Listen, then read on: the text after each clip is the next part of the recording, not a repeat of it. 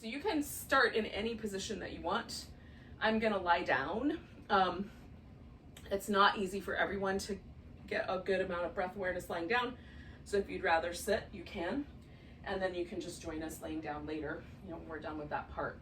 I am gonna do like a little bit of support under my knees and a little bit of a head support. It's almost like Shavasana, but I'm gonna have a more bent knee position. So just to make it kind of easy on my neck and easy on my low back.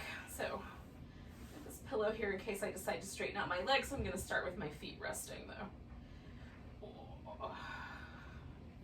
All right, so I've tucked my shoulder blades underneath me.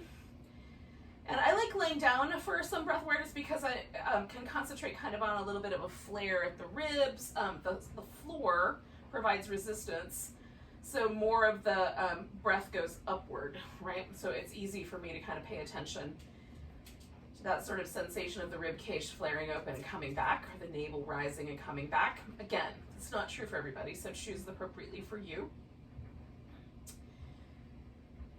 And for the first bit of this, just become mindful of your surroundings.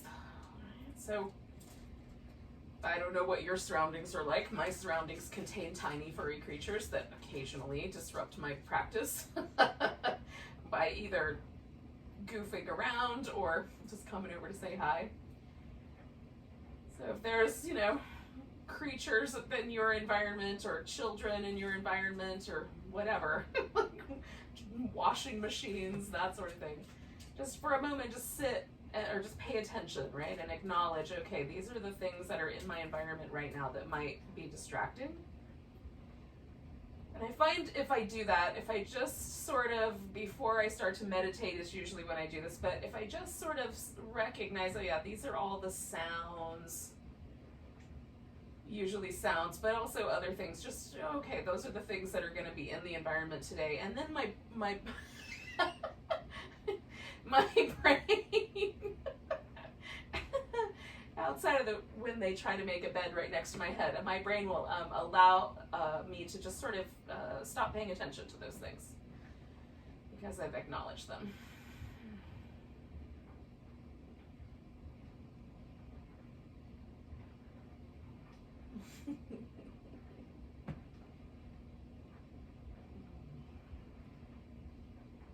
Sorry, I was on your blanket.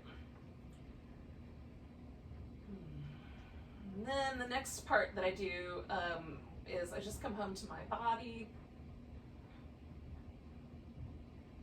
And I just kind of take a moment and scan through and see if there's any places that are feeling a little sore or a little tender tonight. So like, is the right shoulder the same or is it different than the left shoulder? Is there a little bit of low back discomfort that I haven't paid attention to today?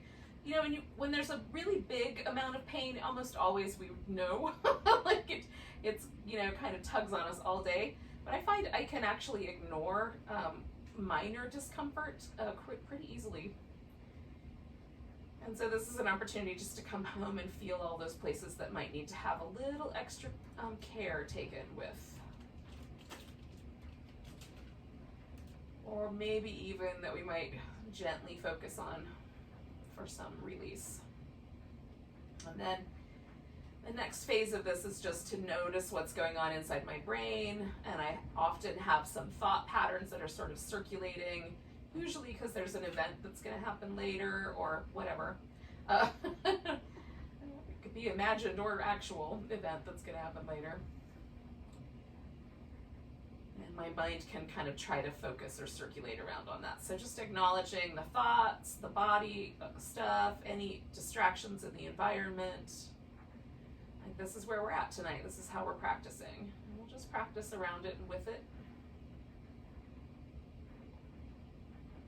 And then come back home to the breath and just try to get a deeper breath going so that we're trying, like the sensation of the inhale kind of comes down into the body. You might feel it in the pelvis, the low back, the ribs, the belly. Maybe it just sort of, the sensation is just at the nostril, but it comes in.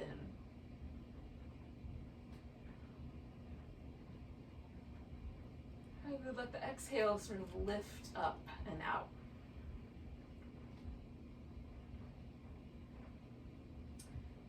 Sometimes I find if I concentrate on a bigger breath, that the exhale feels a little bit freer because the tissue softens, all of the muscles stop reacting.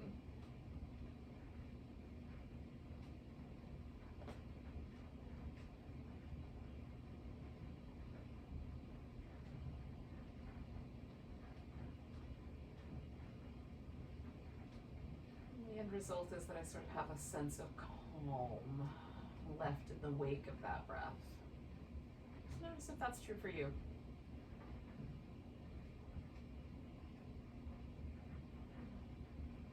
My mindfulness practice for this week, I choose a kind of mindfulness focus every week.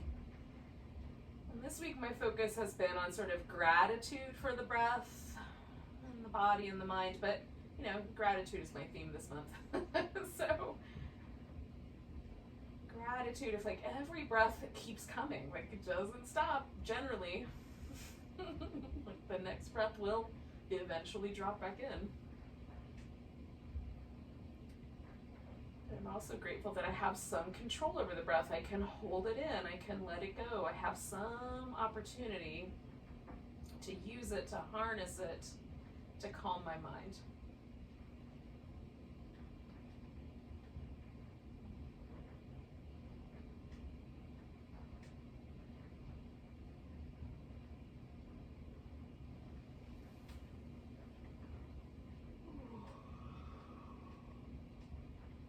So I'm going to do 2 more nice big breaths.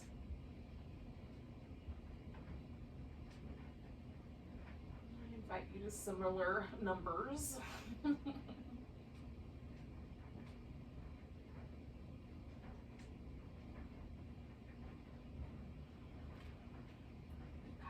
So I'm going to give myself a big old stretch. Ooh. I'm kind of feeling a little banana pose coming on for tonight. Now, you can make your banana pose quite a lot of banana pose or just a little banana pose. Bananas come in lots of shapes. All similar, but slightly different, right? Which is what we're gonna do. So, once you're lying down, just stretch your arms over your head, make sure you got room, right? Stretch your legs out. If you need to adjust yourself in your space, you can do that. And then just gently sort of curve just a little bit. Start with just a little bit.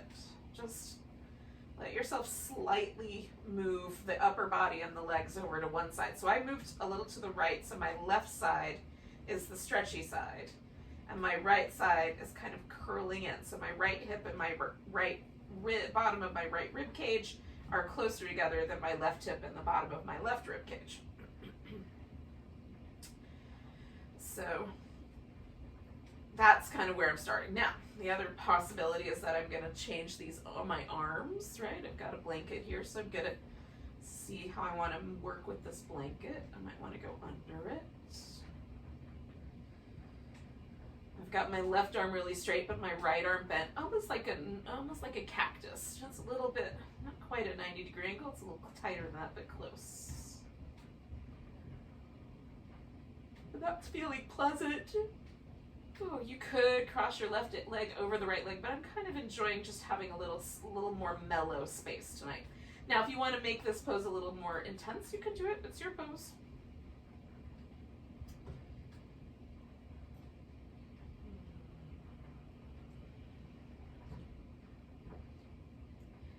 One of the things I'm sort of acknowledging for winter is the opportunity to back off from intensity a little bit. Like winter time is a restful time for nature. Everything seems like it's kind of, you know, going underground or removing some of the intensity. Leaves are dropping, so trees don't have to do all that work of photosynthesizing. They're just going to chill for the winter, and then they'll come back again in the spring. Similarly, it gives me an opportunity to sort of relax, right? Do a little bit more mild yoga practice if I want. Kind of in harmony with this notion of working with nature. or mimicking nature might be a better way to think about it. Ooh, I'm gonna do about 3 more breaths.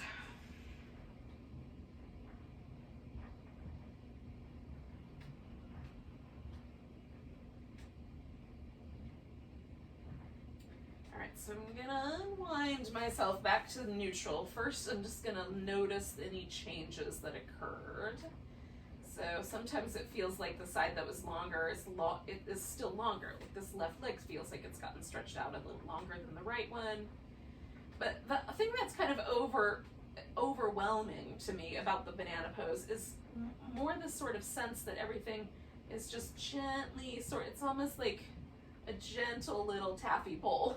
Everything feels a little bit looser, a little bit softer, and I didn't have to do much. This is the magic of, this kind of notion of doing a little bit less, is that sometimes you can get quite interesting, subtle but yummy, nice results. Not everybody likes it when I use food metaphors with my yoga practice, but they're yummy to me. It just feels really nice. There's a real pleasant sensation there. It's not overwhelming, but it's very pleasant. Okay, so I've given myself a little bit of time to move around, to sort of let things settle around my sacrum. And now I'm mostly ready to do the other side. So I'm just gonna stretch out, start with a very tiny, just a really mild movement towards that banana shape, and then play with it once I get here. Back off a little, I might add on a little.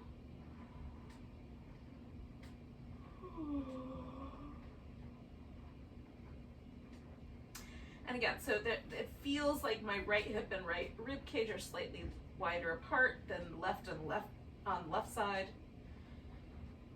So that's all I need. It doesn't have to feel super extreme. I want to be mindful of the little muscles that live in my lower back. They can be sensitive.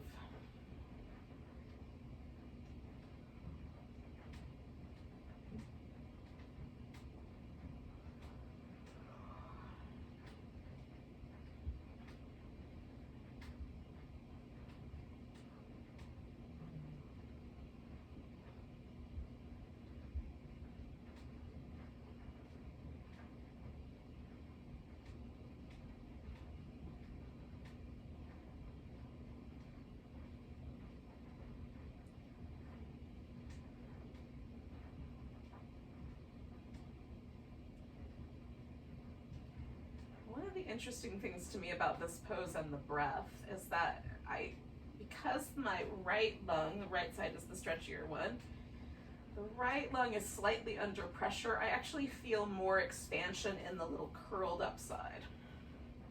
Even though the right side right now has a lot more going on with it in terms of sensation, that one little nugget, the breath, is different. It's a little more sensitive over on the left.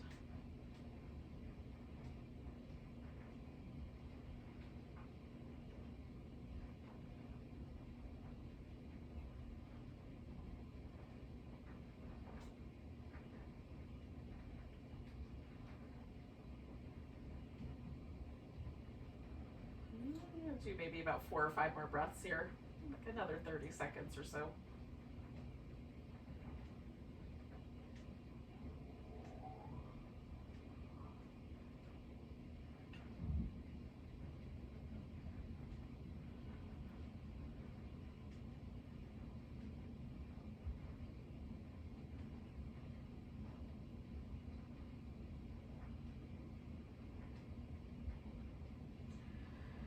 Alrighty, so I'm gonna just gently kind of bring myself back with my exhale.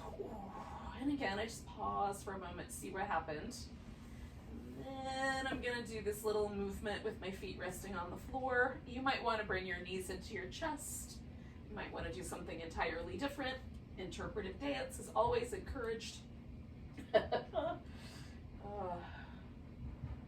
Okay. So I'm going to take my right ankle, put it up on top of my left thigh, and I'm just going to pause right there for a moment. So I'm going to keep kind of working on this same side for a bit. But just to start with, I'm just gonna rock it over to the left and over to the right. Now, when I go to the right, I feel the pose up in my external hip rotators. When I go to the left, it's more a spinal twist, right? So I'm going just to the point where I feel sensation, and you may not feel anything, that's fine too. Just go as far as you want on either side. For me, there's definite sensation in both areas, so I just go to the point where I feel something and then pause. Okay. So that's the beginning.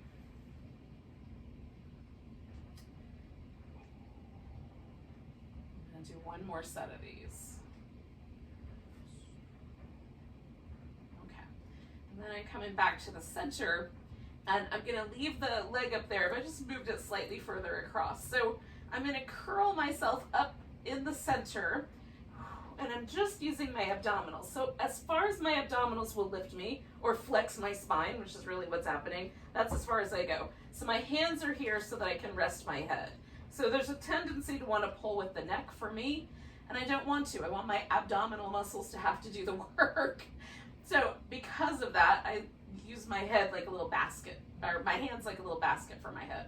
All right, so that's the first one. Second one is to take the left side and really try to use the obliques, okay? So squeezing with the abdominals down the center and squeezing with the abdominals on the side to bring me up to the side. And again, for you, it might look different, but see if you can concentrate all of the effort on using the abdominals and not the neck, right? Okay, so I'm gonna do, I think, 3 more of these little sets. I'll let you know if I want more or less. Okay, that felt pretty good. All right, so I'm gonna take hold of this right leg. Now, I'm gonna hold my foot, right? You could also hold onto the big toe with your peace sign fingers, or you could hold onto the ankle. You could hold onto the thigh. You could even use a strap instead of your hand to hold on. Now what I've got when I move my leg into this shape is sort of like a lunge, right? It's an upside down lunge basically. And then I've got this right leg, or left leg rather, stretching out. So it's like a lunge upside down, if I were lunging on the ceiling. Now I'm gonna play with it a little bit. So I'm gonna rock this thigh all the way to the ground. And when I do that, my left hip comes all the way off the floor, and that gives me an opportunity to stretch into my hip flexors a little bit more. So that's what I'm doing. And then I'm gonna let this go, come across, do a little rock the baby. It's almost like a pigeon. Oh, and then come back, bring it down to almost to the ground, like as far as it'll anchor itself. That's about as far as it wants to anchor, but it's close enough that I have all this room to play with on my left side. And then come back to the center, do a little rock the baby. I want to be mindful of my knee joint. I'm going to do this one more time. Anchor myself, and then use all the space I just made. And I will sometimes explore the space, right, with my left leg, like what happens as I kind of swing that around.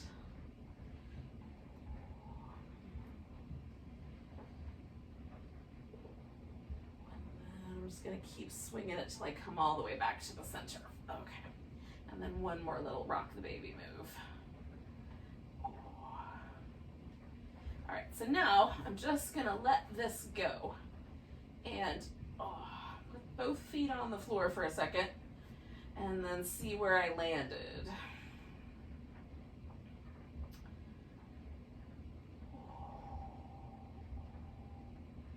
Trying to decide if I'm done or if I want to do one more pose. I think I'm done for now. Okay, so I'm going to put my left ankle up on top of my right thigh and then do these little back and forth moves to start with. And for me, I get this really nice twist when I go to my right. The situation in my left butt cheek is not as sensitive as in my right butt cheek. So I can go a little bit further on that side, really almost to the point where my thigh is touching the ground before I feel anything. So again, I just go till I feel sensation, like this twist or the butt cheek, right? Whatever might be going on for you. And this makes me travel down the mat a little bit. I'm gonna do 2 more sets of this.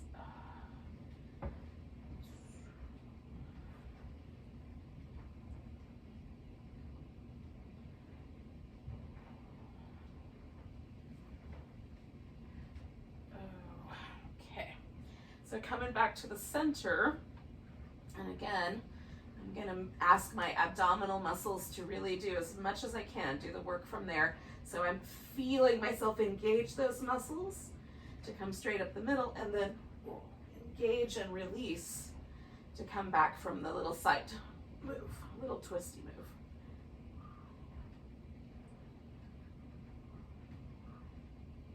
Again, trying to keep my head pressing backwards into my hands rather than being pulled forward or pulling forward from the neck. Do about 3 more of these.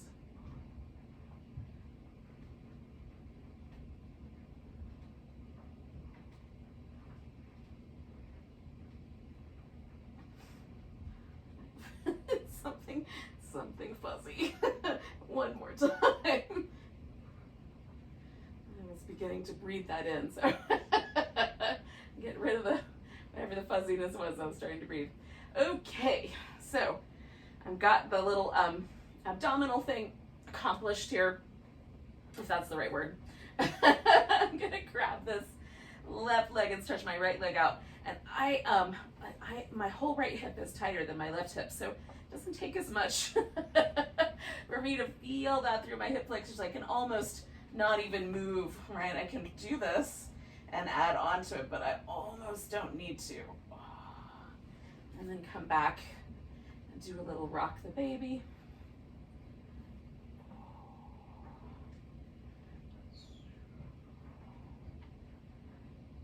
Always interested in like what differences there are in terms of sensation and range of motion from one side to the other, one leg to the other, one day to the other.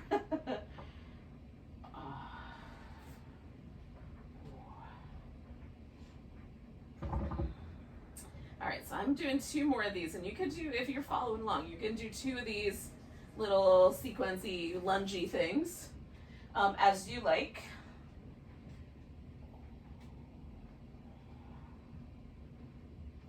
I'm gonna make my last one a little more, I'm gonna roam around a bit more. I've used these first few just to get a more concentrated hip flexor arrangement, but now I'm gonna, without knocking over any plants, I'm gonna try to explore a little bit more.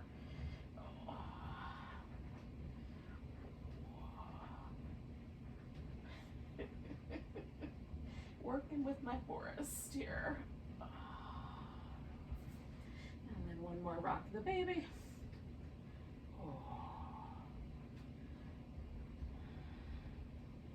Alright, so I'm going to put this leg down, bring the other leg up to meet it. I have traveled a bit on that journey. And then I'm just going to pause for a second and notice. And mostly what I'm trying to notice is the sensation in my hips, low back, legs. And then how that translates out in all the directions.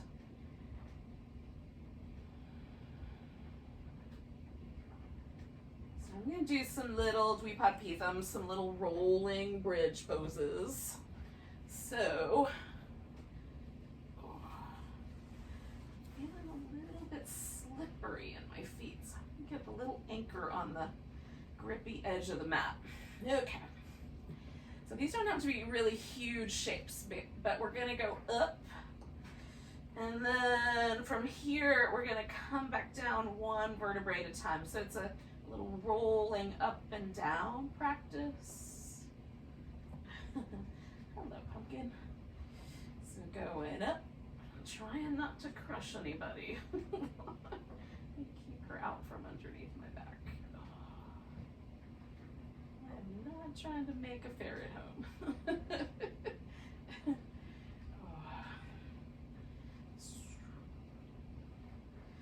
Sometimes when I get to the top, I'll do a few little movements side to side, just ask my glutes to work a little bit more.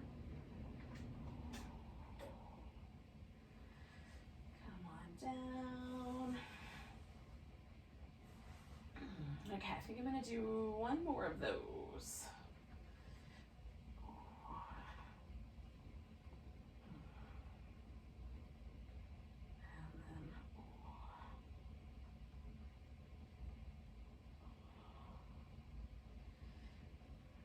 Right. So that felt pretty nice, actually. I'm a fan. I'm a fan of a lot of different aspects of bridge pose, but the rolling ones are definitely among my favorite. It just feels really fun to come down one vertebrae at a time. Right. Probably not going to achieve a really good hairdo. Putting it in a ponytail laying on the floor, but it will be out of my face, so there's a benefit. So we're going to come to a seated position eventually. So you can decide how you want to get there. You want to rock yourself up or just roll over.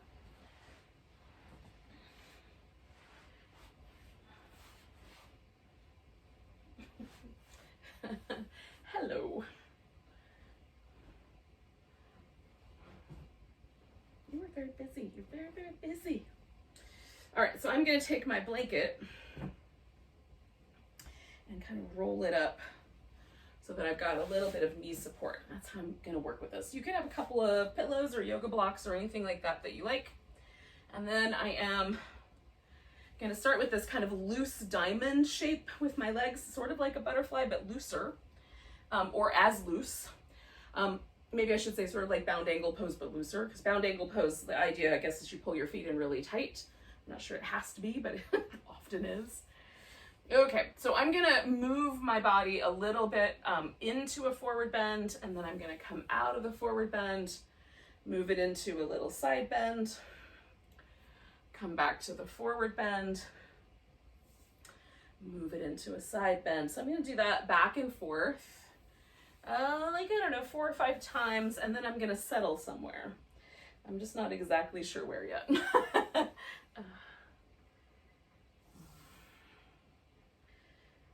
I'm testing out the waters.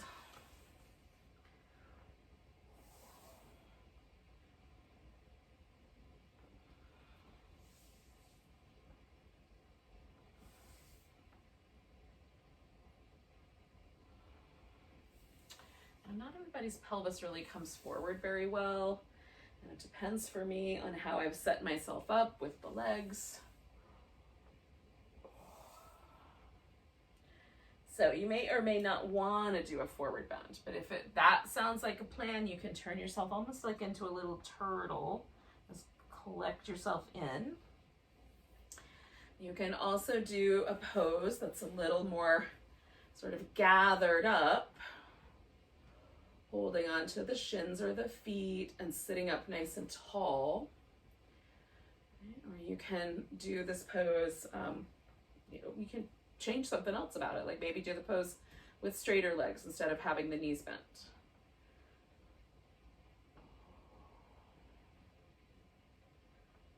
I'm gonna stay just right here in the middle. I'm kind of doing this little lean to the right, lean to the left, just finding what feels like right in the middle, if such a thing exists today.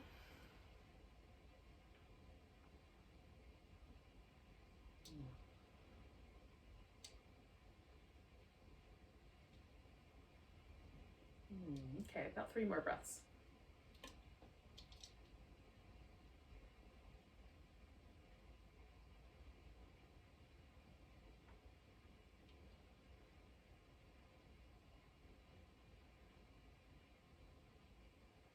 Okay, I'm gonna with this shape. I'm going to take my knees out wider. I'm probably not going to try to go all the way to my edge, but I am going to go a little on the wider side. Okay. Making adjustments. All right, so I'm going to do a little just check in, see if there's any discomfort. Like maybe you want to add a blanket underneath your hips to give you a little bit more of a lift, or maybe you want to, I'm going to get some blocks. You can add some extra props to your life. So I'm going to first start with the movement. Just twist to the center, or twist to one side, sit up nice and tall, twist to the other. Oh. Nice and tall twist. And I'm just trying to find that point where my sit bone starts to lift off and come with me, right? So I'm going to see if I can come around and sort of memorize the place right before that starts to happen. Okay. And then I'm going to stop right there. So this is my first twist. So I'm still heavy in my right sit bone. I could twist more around like that, but that pulls my right sit bone up with me.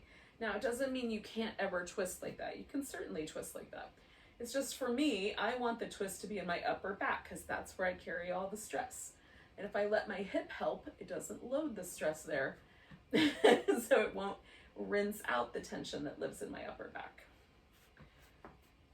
So if I can anchor my hips and try to mostly achieve the twist around the rib cage, then I'm going to get that area of my musculature, that middle and upper back, a little more softened up, right? So now I found that my discs had accommodated this movement and I could turn my rib cage a little more without my hip coming with me. So I just did. So now it feels a little tighter. And again, for me, there's a kind of spectrum. So I'm okay with the tightness as long as it doesn't feel like I can't breathe, or if there's any little stitchy sensations in between ribs or in the low back, I want to be mindful of that. Those are probably signs you should back away.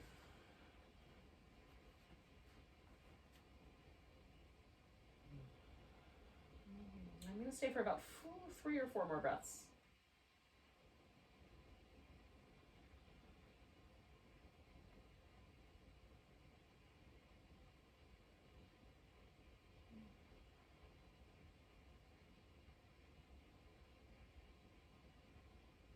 Okay, I'm going to do one more big inhale. And then I'll unwind that on my exhale. And I'm just going to pause here right in the center and, you know, going to move that area by sliding my shoulder blades back and forth, kind of trying to get a little more of a, like a little more of a kyphotic curve and then not, right? Undoing that. Just to get a little movement happening in that upper back. All right, I'm still not ready to twist yet because I still feel the remnants of the twist kind of in the spine. So I'm going to hang out for a little bit longer. I don't know how to describe this the way I usually describe this is there's a sensation in my body that is sort of akin to the sensation of like when you ease a seat back in a car, right? You know, like you're sitting upright, it feels a little forceful, and then you kind of ease it back and there's the sense of like, oh, it's subtle. It's not particularly pronounced, but you notice it. That's what I'm looking for. So there's a sensation like that when things settle after a yoga pose for me. It's not super strong, it's a subtle sensation, but it's a kind of sense of ease that occurs. All right, so I'm twisting the other way, and like that's where my sit bone wants to come off, so I'm just gonna back it off a little tiny bit and just pause right there. And this way is harder for me to twist. I think I have a little bit of a scoliosis in my spine. When I was in middle school, probably like junior high, somewhere between like 5th and 7th grade, they check girls to see if they have twist in their spine. You had to like bend over for the nurse, right? And the nurse was like, I don't know. And like it happened every year where it was not pronounced and she couldn't really say there was a twist there, but she had like a question. And so I think there is. Now as an adult, I'm like, there is. Like there's a slight anomaly somewhere right there around my right shoulder. And so it does not twist as far. I feel resistance there that I don't feel on the other side. Now it could be partially muscular as well. I've got some scar tissue in that shoulder, but I suspect there's more than that going on. Okay, so I'm trying to stay nice and heavy and relaxed in my legs. I'm going to stay here for about 3 more breaths. And the thing is, all of us, our spines are supposed to be this one perfect picture, but almost no one's is. There's so much going on, and especially if you've lived on the planet long enough, you will have some injury history that inhibits or changes your experience of your body. Okay, I'm coming out of there with my exhale. Now, I'm going to lean forward just because it's comfortable for me to. You can also stay straight up and down. I'm just going to lean forward for this. I'm not trying to change my spine too much. It's mostly just I want to change the shape a little bit.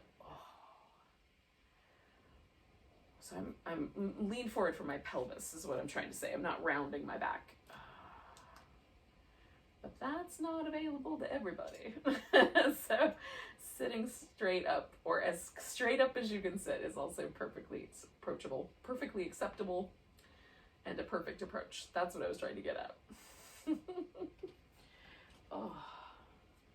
Sometimes my brain wants to, I don't know what it is. It's a weird inclination of like, I'm afraid you don't want to listen to me for too long, so I'll just try to say things faster. So my brain will just put 2 words together and make a new word. I think this is my suspicion, is where this inclination is. Okay. So I've kind of achieved that sense of ease in my body. So I am ready to take myself into a more rounded forward bend. Now, that said, you could bring your legs closer together. You could skip the forward bend and do this as a legs up the wall or legs on the couch kind of shape. I'm going to build a little yoga Stonehenge and lean into it so that I can keep a more long feeling in my spine. And again, everybody's pelvic, like some people have the way the acetabulum is set on the pelvis, and the acetabulum is a little depression in the front of the pelvis, or sometimes more on the side where the head of the femur bone sits, right? And depending on where that is on your pelvis and how it's angled, whether it's angled up or down or slightly more to the side, and then the head of the femur bone can be everything from bent, downward facing. This is as much as my wrist will bend. So like that is a normal, what we normally see, like if you look at anatomical skeletons, like my friend over here, or drawings, you almost always get kind of this angle, right? But people's femur bones can be angled almost 90 degrees.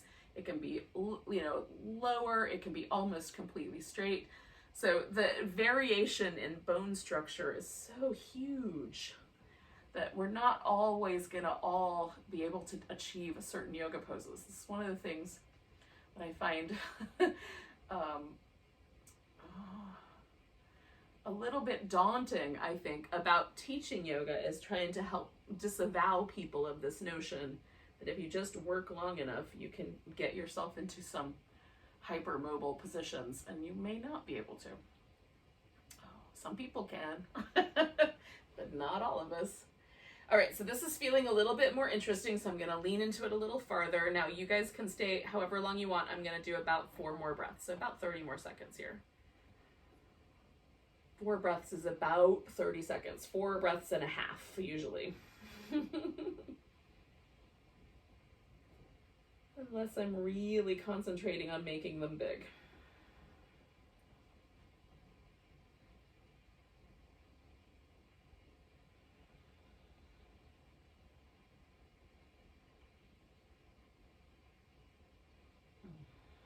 Okay, so I'm coming all the way up. Whoa. Now I'm gonna stay seated for one more little, I'm kind of in the mood for one more little yin-like sequence. Although I'm doing these a little more on the conservative end of the spectrum, not as long as I would for yin.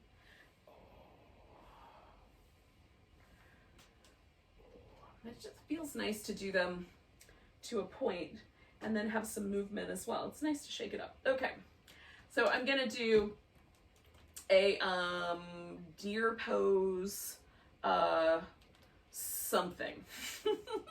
It might turn into like a pigeon, it might turn into more of a one leg on top of the other kind of thing. So you can decide for yourself once you get there which way you want to roll as well.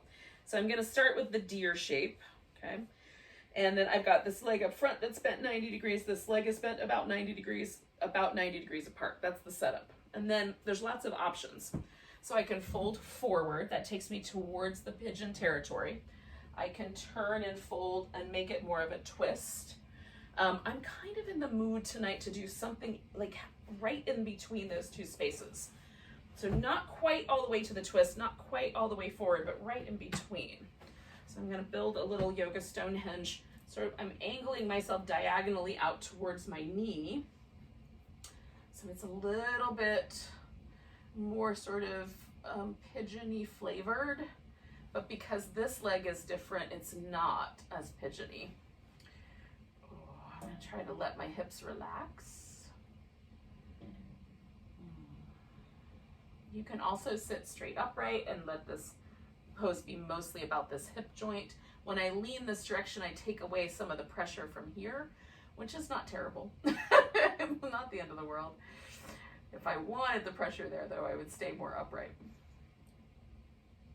Which is also kind of why I'm in between. I'm trying to give myself a little in-between space, not all the way to the floor and not all the way sitting up.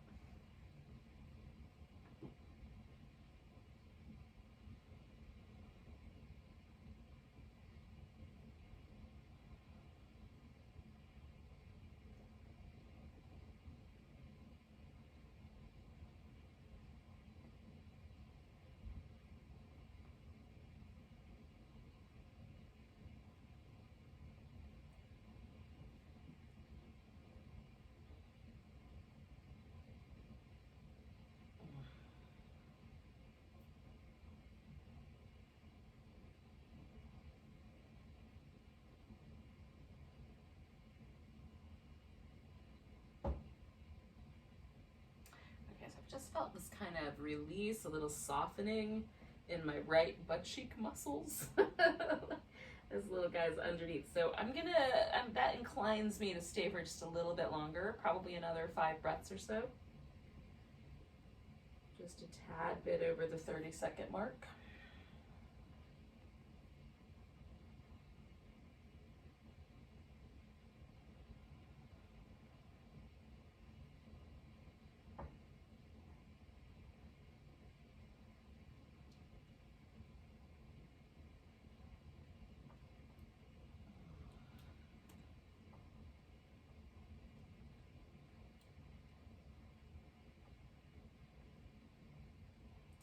Now, you have a couple of options at this point. One is you can stay here for longer if you're feeling it. I'm going to switch it up. Now, you could straighten that leg all the way out, and that would take you into the pigeon territory.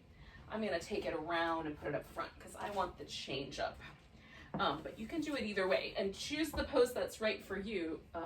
You know, the one, just whatever feels like the right shape for you. Now, I'm bringing my legs as close together as I can and still keep both butt cheeks on the floor evenly. If I bring them too close together, this hip has to come up to accommodate that. So I just want that as tight as I can get it point. And then I've put my ankle up on a block because that gives me a little bit nicer support than putting it right on my thigh. And then I'm folding in a little bit, but you don't have to fold. So this is kind of the square double pigeon cow face, modified cow face, if you want to call it that.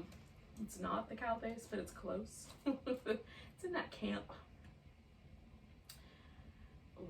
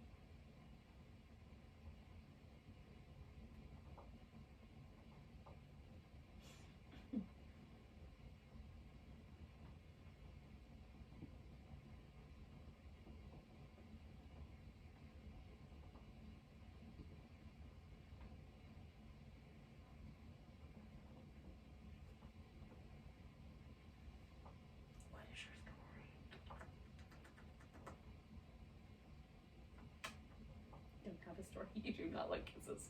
I know.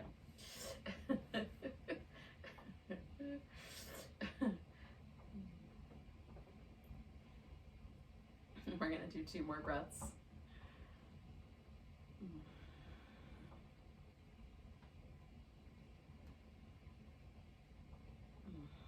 Okay, so I'm going to come out of here.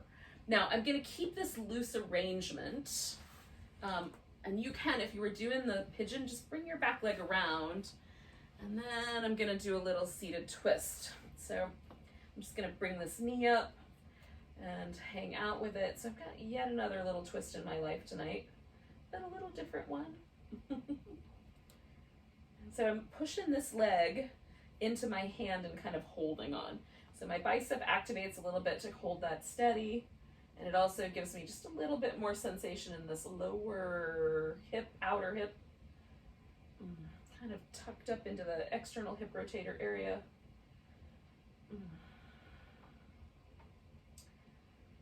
Just working the hips, y'all.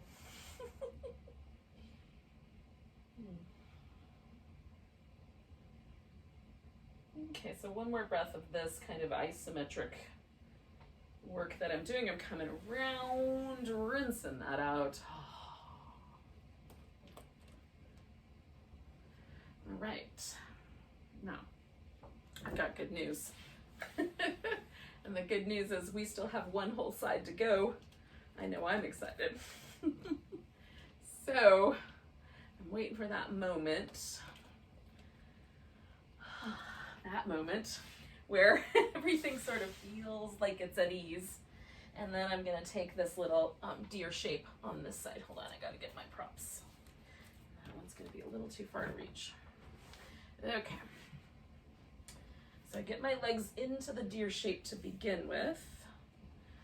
And then build my little diagonal Stonehenge and lean in. Again, for me, this is kind of a nice in-between shape. So it's not like if I go all the way to the ground, all of the pressure comes out of this hip. If I sit up, it's all about that hip.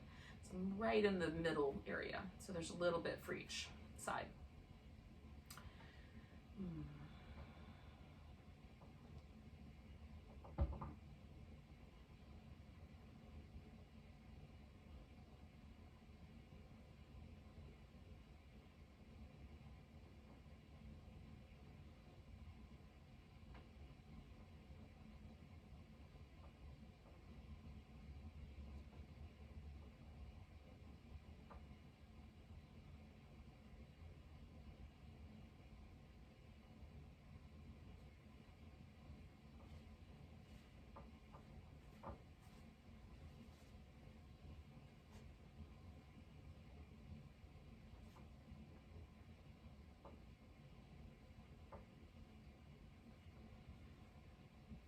Okay, I'm gonna do another 4 breaths.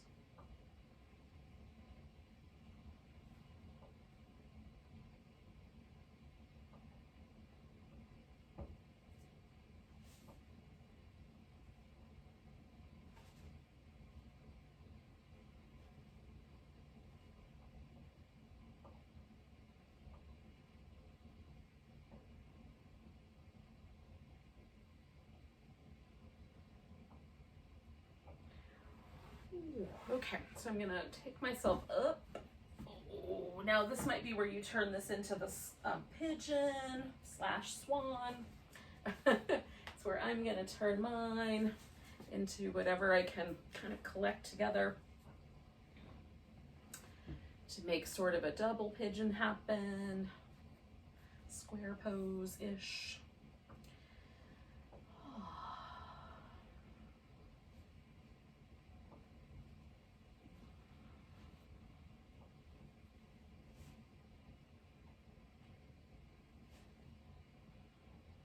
Just breathe in. And I'm doing like this little subtle rock right now, just so that I kind of, again, just find the center point. Sometimes the rock feels good, I just keep it going.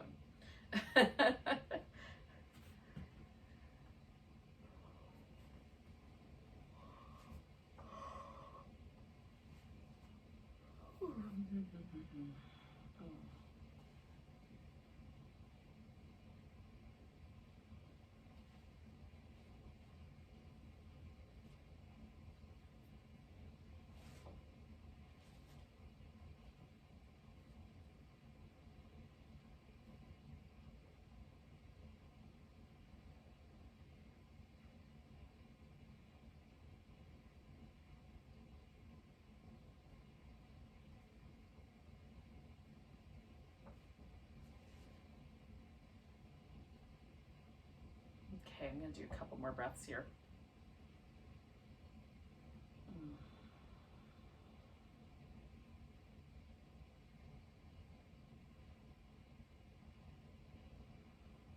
One more. And then I'm gonna just, again, kind of keep this general shape. You can shake your legs out or bring the leg all the way around if you were doing that swan/pigeon shape. And then kind of work with this. So I'm pulling on my leg and pushing it into my hand and getting a little taller. Just feeling that nice, super muscular outer hip action there.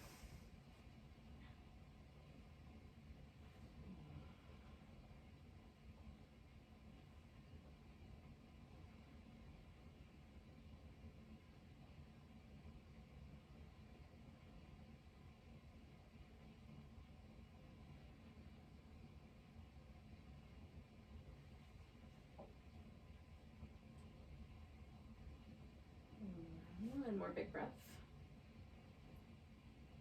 And then we'll come around. All right, yogis. Let's see. I am gonna do, kind of as my final little thing here tonight, I'm gonna do some cat-cow things, and then I'm gonna do a little cobra and a little half frog. That is sounding pleasant. So first, cat-cow things. Probably a little child's pose along the way as well.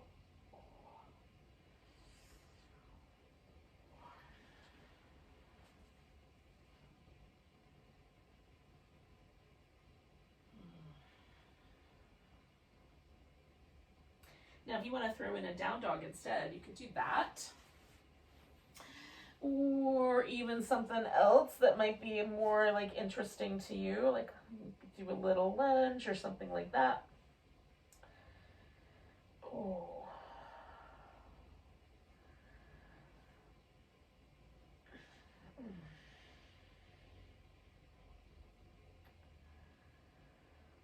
Okay, I'm going to start by just sliding myself forward just a little bit, and I'm going to pause there. So this is going to get a little deeper into a back bend and a little more into my shoulders. And it's kind of smooshing my nose a little bit, so my voice is going to sound weird. Or at least it does to me. And then I'm coming forward a little bit more, so it gets a little more intense.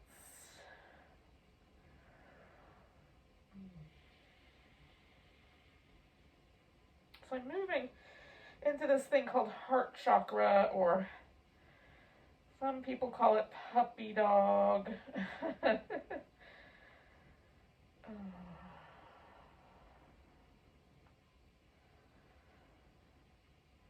That's about as far as my low back says is cool. So I'm staying here for 2 more breaths, and then I'm going to come all the way out.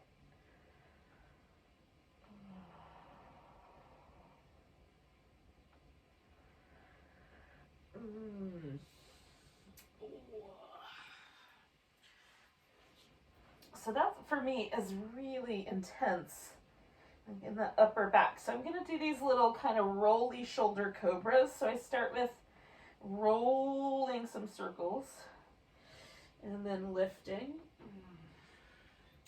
And then I'll slide my hands in a slightly different position, roll my shoulders. Oh, and lift. Slightly different position, roll the shoulders. And lift. And then I'm just going to kind of find a little half frog. So I'm going to take one leg, Bring it up into the little frog shape. Oh. Now, I'm thinking I'm gonna grab that foot. Hold on. I'm gonna make a little scorpion and a little frog happen at the same time. Oh. Apparently, we're aiming for a new moon. I think it's on Saturday or might be Sunday. The moon is going to be new, dark, in the sign of Scorpio. And Scorpio is the sign that likes to keep things secret. So it seems appropriate to have a dark moon in Scorpio. If you're interested, if you like astrology for entertainment and or otherwise, other purposes, there you go. So we'll add a little scorpion tail here. Oh, now you could reach back and just hold that foot with your hand, but for me the strap is necessary so that my knee does not hate me later. So I've got a quad stretch on my right leg, and I've got this little hip release in the frog happening on my left, little groin and inner thigh. Ooh. Propped up on my elbows. I think I'm going to stay for,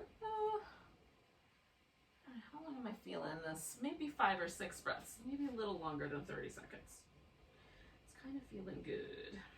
Let's stay a while.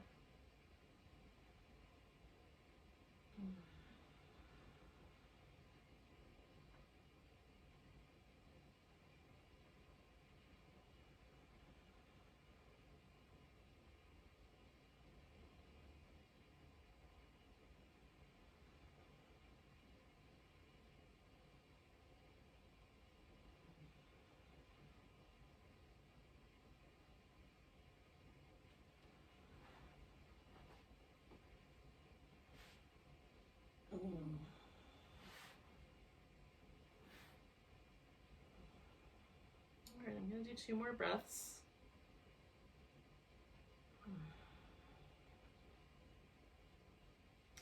All right, now I'm going to leave my foot in this strap for a second. I'm probably not going to need it, but I'm just going to leave it there for a moment. So then I'm going to roll away from my frog, straighten that leg out. And then I'm rolling all the way onto the side. And if I wanted to, I could use the strap to hold on to, or I can hold on to my big toe. And then, so this pose, I'm going to try to anchor myself. So if I lift this leg, it's a little harder for me to stay stable. If I bend it, it's much easier, right on? So I'm trying to hold myself on my side without dipping backwards. And I get this nice inner thigh action as well. This pose is my favorite pose of the pandemic. Probably what will happen is we'll come around the outside of this pandemic and I will forget about this pose for another decade. It sprang up for me after 10 years or so of forgetting all about it during this period of time. I don't know why. It's the pose, man. It's the pose. All right, so I'm rolling back. Now you could do some child's pose. You can do some little, I'm going to do some little windshield wipers in a second, but first I'm going to lasso this foot so that I'm ready for when we get there. But first, a little, windshield wipers are nice. And then when I feel like it's time, I'm going to take my other leg into the frog. Add my little scorpion tail to the left side. And ease my way into this pose. I'm going to have to come up with a name for this pose. Maybe bearded dragon. We could call it bearded dragon pose. We don't have one of those. We can name it something. Have fun with it. Bearded dragons are like the seemingly one of the most friendly of the lizards you could have as a pet. That works out for me. I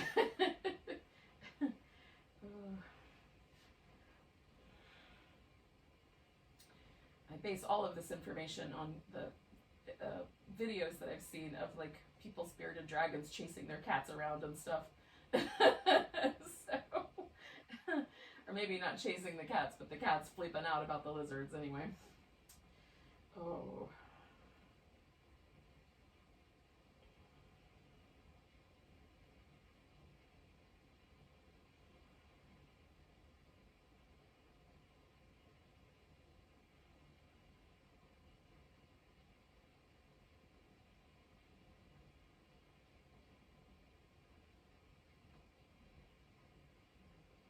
Okay, I'm feeling like another 3 or 4 breaths.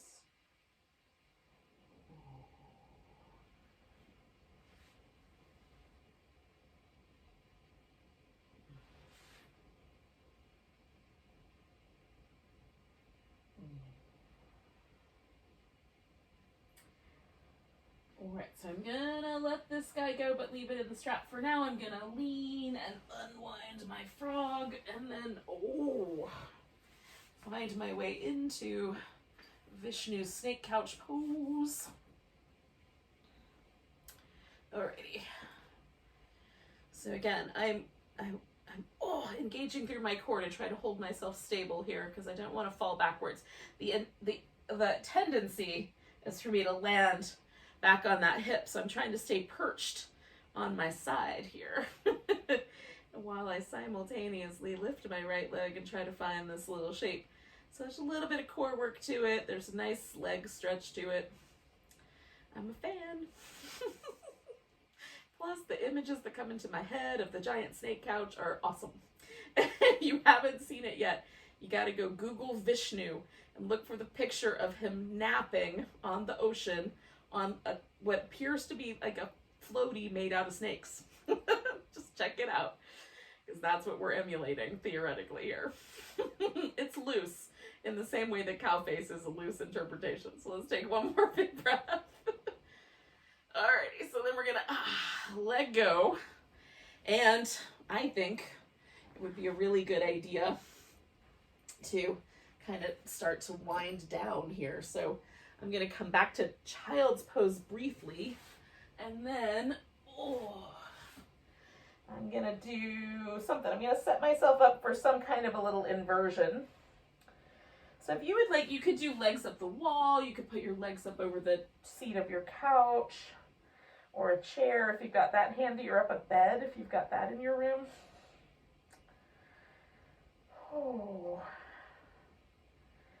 I think I'm going to do a supported bridge. I was liking the moving bridge from earlier, so I feel like that is a good place to go. And I'm still sort of in a backbendy sort of place.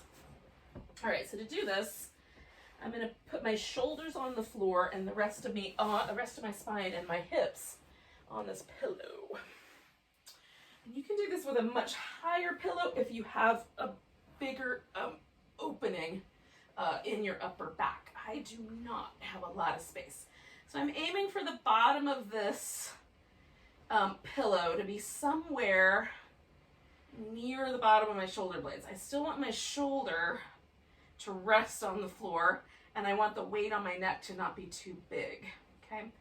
So when I use a pillow like this, it's a little bit easier on my hip flexors, a little squishier. You can also put a block under your hips, or even just put the support under the hips. And that for me is just a little more intense. So again, I'm kind of easing towards a winter practice. We're not quite there yet, but we're getting there. Tonight it feels like it. But because of that, I'm just easing into a slightly more soft approach to poses. So this is a little softer approach for me. Now, any pose that you're doing is fine. So an inversion means that something is higher than something, right? So normally we stand with our head above our heart, above our hips, above our feet, right on? So if I put my feet in the air and my feet are higher than my hips, my heart, my head, then that's a partial inversion. So this is a partial inversion because my heart, hips are above my head, right on? So if I put my legs up, like that, then I have a full inversion. Now, heart, feet, hips, heart, all higher than my head, right on? And if I get my hips higher than my heart, goes up another notch, right? So all of them are inversions. An inversion just means that I'm doing something the opposite way that I normally do. So the blood flow going towards my head is different than normal because it's lower. And so there's some reasons why you wouldn't want to do inversions. Full inversions can be tricky for anyone that has like a retina issue, from like a detached retina to diabetic retinopathy to glaucoma. All of those could be kind of tricky. So partial inversions might be more your friend. So legs up the wall might be your go-to, right? Or something like this where there's not as much pressure because it's not everything is inverted. And for some people, just inversions maybe just are right out, and that's also a possibility.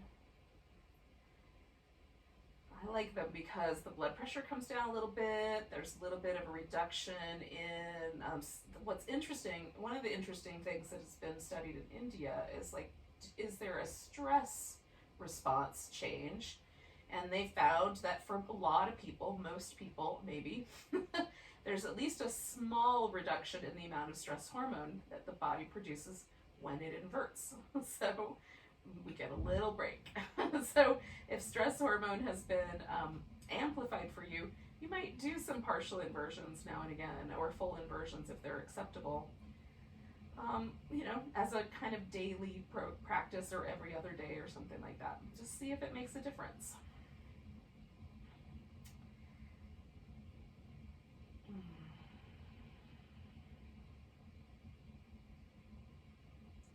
One of the main concerns really for me with any study that's out there is almost always initial studies are done and they're really interesting, but there's no money in additional studies to see if it's true or if some anomaly occurred, right?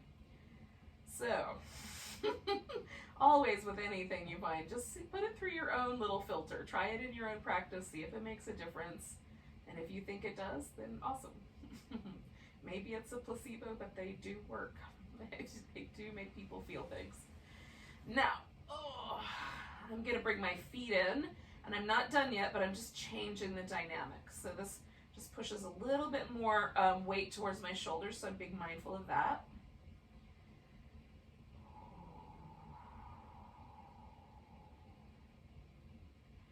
And the way that I'm going to get out of this pose is I'm going to gently roll over to one side, and then I'm just going to push the pillow down so it'll be ready for my Shavasana. So you can kind of start transitioning whenever you're ready. I'm just going to roll myself into a final relaxation, and I'm going to cover up with the blanket because it's a little bit chilly around here tonight. If at your house it's toasty, toasty warm, you don't need a blanket. That's fine too. Now, if you're doing legs up the wall or legs over the bed and you don't want to stop doing that, you can stay there for your final relaxation. Nobody's going to make you do anything.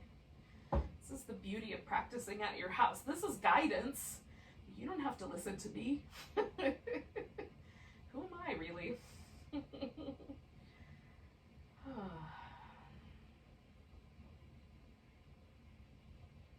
Once you get to a place where it feels like you're sort of relaxing into a final relaxation, if you realize, oh, I could use one more little back massage or something like that, do it. And then come back. The point of this pose is to let everything relax. And if you're not there yet, don't, give yourself the ramp up, ramp down, transition space to get there.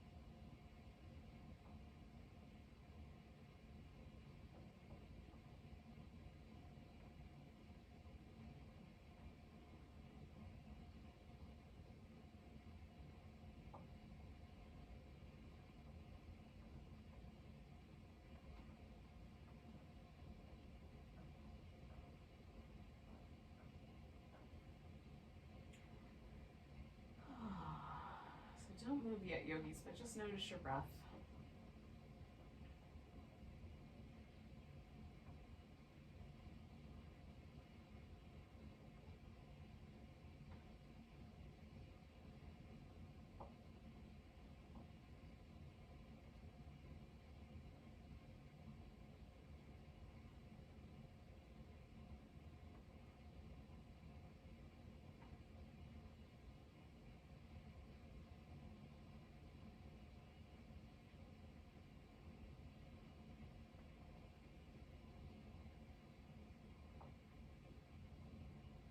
Take a really big breath all the way down to your tiptoes when you're ready.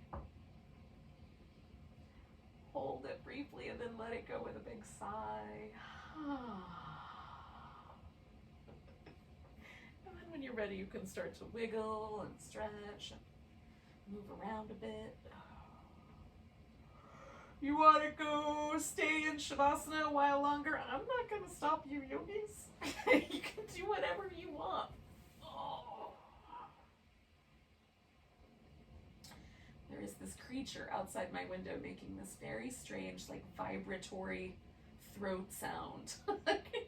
I'm assuming it's a frog, but I don't know for sure. So maybe my frog pose inspired nature and not just nature inspiring me. One can hope. We have that kind of symbiosis. Thank you so much for joining me tonight, you guys. Hopefully this was all right for you. Let's take a nice big breath together. And a big deep sigh. Namaste, yogis. Welcome to the rest of your evening.